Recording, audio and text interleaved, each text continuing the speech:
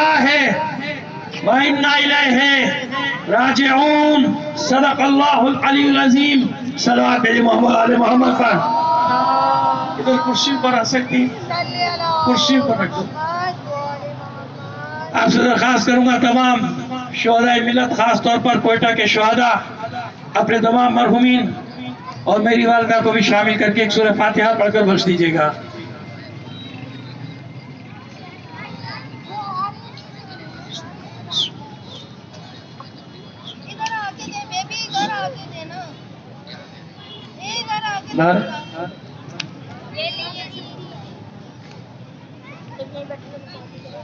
میں آج دوپہر میں ایک سلوات اور بھیج دیجیے۔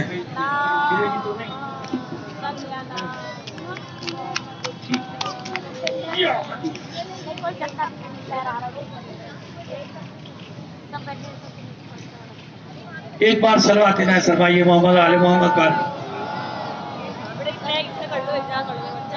میں بھی دوپہر میں ظہر کے نماز کے بعد جو میرے ساتھ مومنین نماز میں بیٹھے تھے، میں نے اس آیت پہ صبر پہ بات شروع کی تھی 3-4 منٹ کے لیے۔ نہ معلوم کیسے یہ ٹاپک میرے ذہن میں اسی وقت آیا تھا اور میں نے چھیڑ دیا۔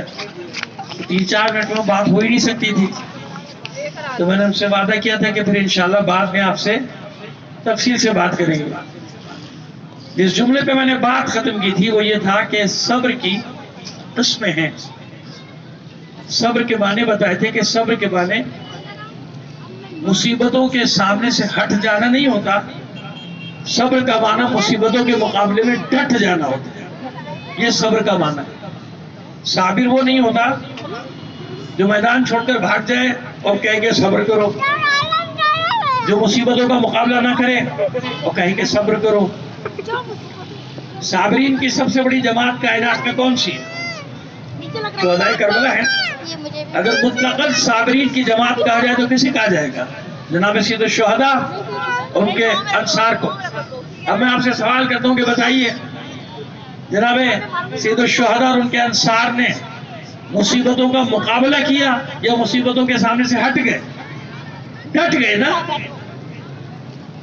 صابر وہ نہیں ہوتا جیسے میں نے کہا کہ وہ کہے کہ ایک کسی نے گال پہ تھپڑ مارا کہ مار لو میں تو صبر کروں گا، میں جواب نہیں دوں گا۔ نہیں، کربلا میں ایک ایک بچے نے بھی اگر جنگ کی ہے نا میدان میں جا کر، تو دوسروں کو بتایا ہے کہ تو تلوار سے بھی میں شکست نہیں دے سکتے۔ جنگ کیے، لڑے، مارا ہے درجنوں کو، سینکڑوں کو، پھر شہید۔ ایسے نہیں کہ وہ یوں ہی اپنی گردنی کٹوا دی اور چلے گئے۔ بس قدرتی طور پہ ٹاپک نکلا تو میں 1-2 تجربے بھی میں نے بیان کیے تھے زندگی کے لوگوں کے سامنے کہ کیسا کیسا وقت آتا ہے اور انسان کو شجاعت کے ساتھ ان حالات کا مقابلہ کرنا پڑتا ہے۔ جیسے ایک اور جگہ ارشاد ہے محسیتم ان تدخلوا الجنہ ولما یاتکم مثل الذین خلوا من قبلکم مستهم الباساء والضراء وزلزلوا، کیا تم گمان کرتے ہو نجات ایسی پا جاؤ گے، ایسی جنت میں چل جاؤ گے؟ تم سے پہلے لوگوں پر اتنی مصیبتیں پیدر پہ 1 2 3 بھوک افلاس دشمن سب ایک کے بعد ایک، ایک کے بعد ایک، ایک کے بعد ایسے تھوڑی امتحان ہوتا۔ امتحان ایسے ہوتا ہے انسان کے پیدر پہ پیدر، ایک ختم نہیں ہوا مسئلہ دوسرا کھڑا ہو گیا، ایک مصیبت ختم نہیں ہوئی دوسری کھڑی ہوئی۔ تو صبر ایک ہے، صبر بر مصیبت۔ جب مصیبت آئے تو انسان مصیبت میں ڈٹ جائے، بیٹھ نہیں جائے۔ بیٹھنا صبر نہیں ہے، مصیبت کا مقابلہ کرنا یہ سب مصیبتوں۔ یہ میں بات اپنے دوستوں سے کر رہا تھا، این اسی وقت یہ خبر آئی۔ میں یہاں اطمینان رکھیں، میں اپنا رونا رونے نہیں آیا، بلکہ میں آپ کو یہ بتانے آیا ہوں کہ میری والدہ کا 1:30 بجے جب نماز ختم کی اس وقت انتقال ہوا۔ میرے بھائی وغیرہ سب تھے وہاں، میں چلی گیا آپ کے سامنے جو یہاں موجود تھے، چلا گیا آگے، کیونکہ میرے کچھ بھائی باہر بھی ہیں پاکستان سے، تو کل آئیں گے، صبح پہنچیں گے، ظاہر آنا جانا اتنا آسان تو نہیں ہے، کیا یہ پائے کہ بھائی کل نماز جنازہ ہوگی۔ تو ہم نے ان کو سرد خانے میں احترام سے، لوگ اتنی دیر میں سینکڑوں لوگ آ گئے، رکھ دیا۔ صبح میں رہوں یا نہ رہوں زندگی ہے یا نہیں مجھے نہیں معلوم، لیکن بہرحال ہو جائے گا، لوگ آ جائیں گے مومن کرنا. یہی ڈیمانڈ کر رہا ہوں آپ سے. یہ سوچنے کی بات ہے نا. اس وقت بھی میرے گھر مہمانوں سے بھرا ہوا ہے، آپ سمجھ سکتے ہیں، میت کا گھر. لیکن بات اتنی سی ہے کہ ایک فیصلہ کرنا ہوتا ہے. بخدا میرا اللہ گواہ ہے، اللہ مجھے معاف کرے، میں نے زندگی میں کبھی، میں بلکہ ڈرتا ہوں بہت کہ کوئی بڑا بول میرے منہ سے نہ نکل جائے. اس کی بڑی گرفت ہوتی ہے نا، بہت گرفت ہوتی ہے. سب سے بڑی اس کو کہتے ہیں کہ انسان کی گمراہی کا آغاز یہاں سے وہ خود اپنے آپ کو کچھ سمجھنے لگتا ہے نا. ان اللہ لا یحب المستکبرین، اللہ ان کو دوست نہیں رکھتا، بڑا بول بولنے والوں کو دوست نہیں. تو میں قسم کھا کے کہہ رہا ہوں کہ میرا کوئی ایسا ارادہ نہیں ہے، میری کوئی ایسی نیت نہیں. لیکن میں نے سوچا، اور یہ ایک تجربہ میں اپنے برادران کو 1982-83 کا بتا چکا ہوں، بالکل ایسے تجربہ دوپہر میں تھا. میں نے سوچا کہ میں تو رکھا یار سرد خانے میں اپنے والدہ کے میت کو، جنازے کو. میری ماں بہن 5 دن سے اپنے پیاروں کے لاشیں لے کے سڑکوں پہ بیٹھی. اب مجھے بتاؤ میں کیا کروں؟ میں کیا کرتا؟ وہ سڑکوں پہ بیٹھے، سرد خانوں میں نہیں بیٹھے، اور 5 دن ہو گئے، اور ابھی نہیں معلوم کہ کب تک ہوگا.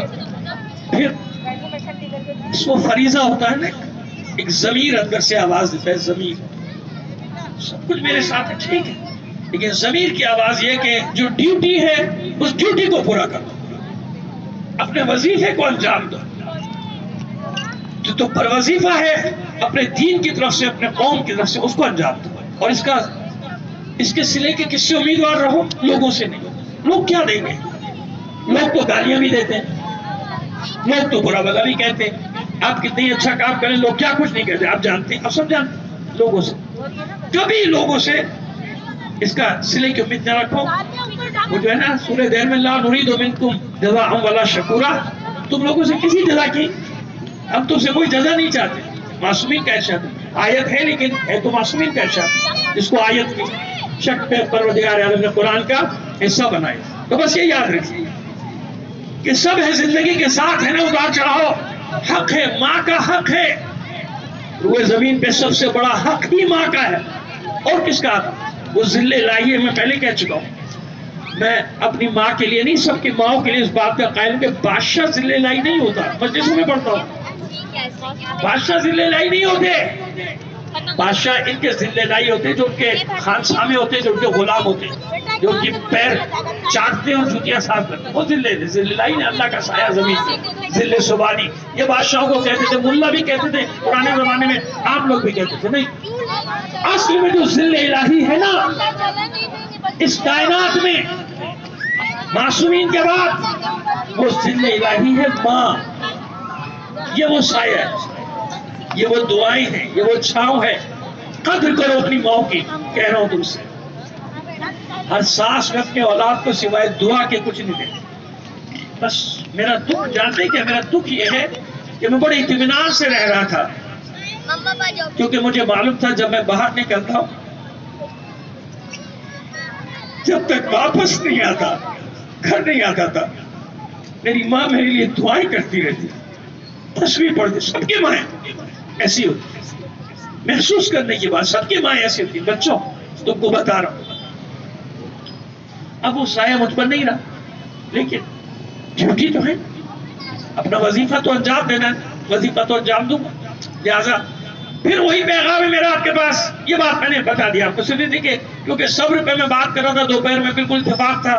میں نے کہا چلیے ایک تجربہ بھی آپ کو بتا دیں. سامنے وہ چیز آ جاتی ہے، شاید امتحان کے لیے آتی ہے کہ تم اتنی بڑی بڑی باتیں کرتے ہو ممبر پہ بیٹھ کے، عملی میدان میں آئے گا تو ایسا کرو گے یا نہیں کرو گے.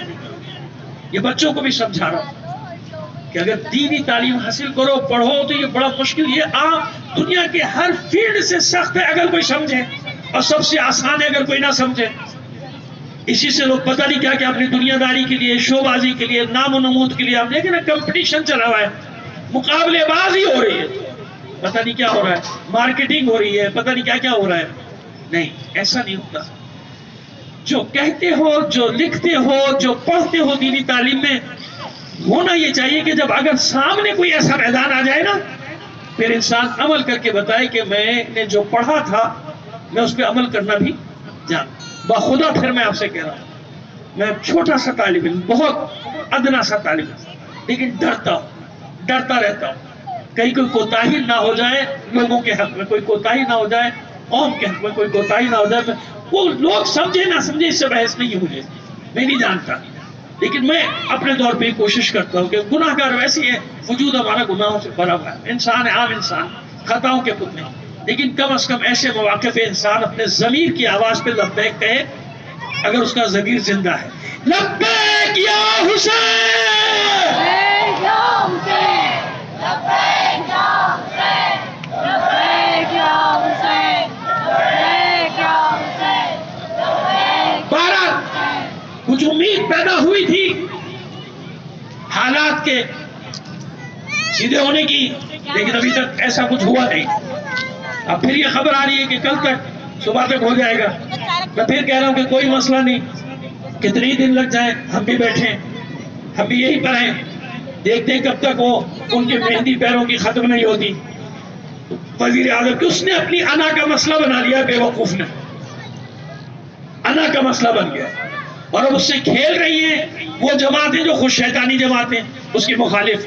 ان میں کوئی فرق نہیں رکھنا، میں پہلے دن سے کہہ رہا ہوں، یہ سب ایک ہی تھالی کے چٹے بٹے ہیں. ہمارا کوئی دوست نہیں. اگر کوئی تمہارے پاس یہاں کے، کل بھی میں کہتا آگے تقریر کر جائے، دو جملے بول جائے تو بھائی یہ نہ کبھی دھوکے میں نہ آ جانا. میں اس لیے کہتا رہا ان کے دھوکے میں مت آنا، یہ سارے ایک ہی تھالی. اب اللہ چلو اب ان کو کیش کراؤ، یا جا کے ان کی حمایت میں بات کرو، ان کی حمایت میں تقریریں کرتے ہیں. لیکن آپ نے بھی رد عمل دیکھ لیا ہوگا وہاں کے مومنین کا، کہ مومنین نے وہاں لفٹ کرائی نہیں.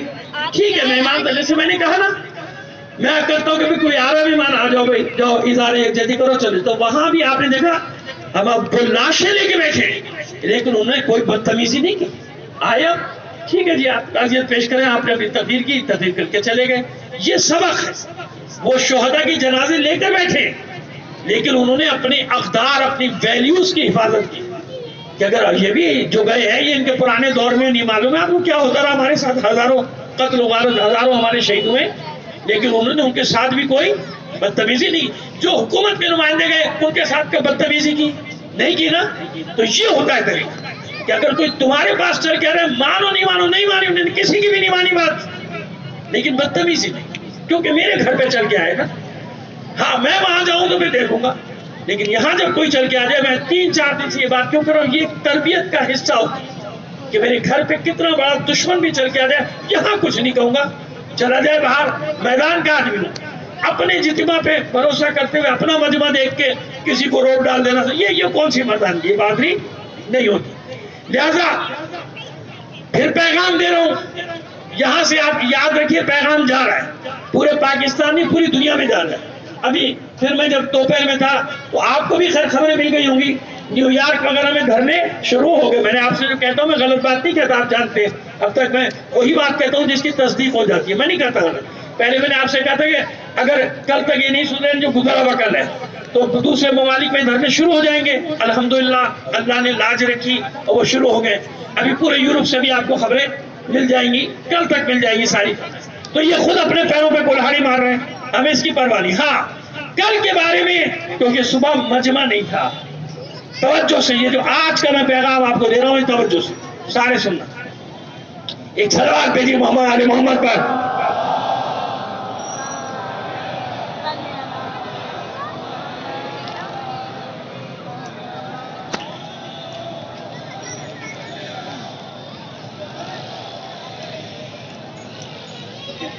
مجھے کہیں مجلس پڑھنا تھی، لیکن سارے پروگرام ادھر ادھر ہو گئے، تو میں مصائب آج یہیں پڑھیں گے ہم انشاءاللہ. یہ پوری ایک مجلس ہماری جامع ہو جائے گی، ہم مصائب بھی پڑھیں گے. لیکن ایک بات جو بہت اہم ہے، یہ جماعتیں جو آج ہم سے ہمدردیاں کر رہی ہیں، چلو ان کو خیال تو آئے گا کہ چلو بھائی ان سے چل کے ہمدردی کر لیں، چاہے وہ اس کے بغض میں صحیح، کسی کی دشمنی میں سے یاد ہو رہے ہیں.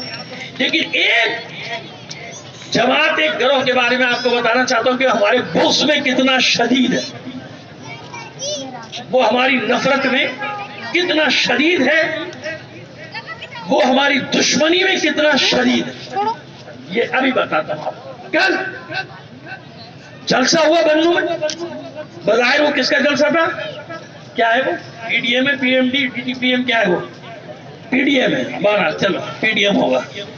تو وہ جو بھی ہے D D M P D M جو بھی ہے ان کا جلسہ ہوا کیا؟ 11 جنازے وہاں رکھے ہوئے. آج یہ مگرمچھ کے آنسو باندھے تو سب پہنچے وہاں.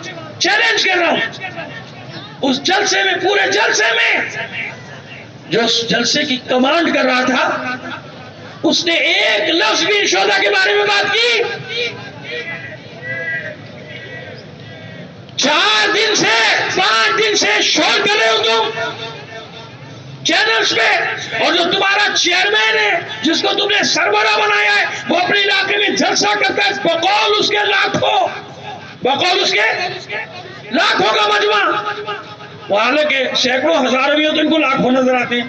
ان کو اپنا ایک جو ہے وہ 1000 نظر آتا ہے اور دوسروں کے 1000 ان کو 100 نظر آتے ہیں. چلو جی بقول تمہارے لاکھوں کا مجمع اتنا بڑا جلسہ